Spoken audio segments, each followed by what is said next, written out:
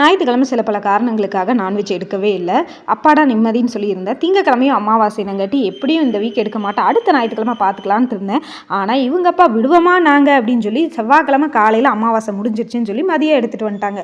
காலையில் குழந்தைகளை ஸ்கூலுக்கு அனுப்பின உடனே வேலையை ஸ்டார்ட் பண்ணிட்டேன். வெங்காயம் வறுத்து தேங்காயை போட்டு எல்லாத்தையும் போட்டு குழம்பு ரெடி பண்ணியாச்சு.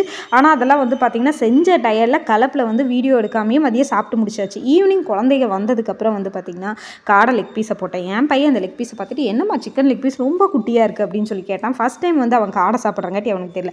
நம்மளுக்கெல்லாம் இந்த காடை லெக் பீஸ் எல்லாம் ஒத்தே வராது. நம்மளுக்கு எப்பயுமே மட்டன் லெக் பீஸ் தான்.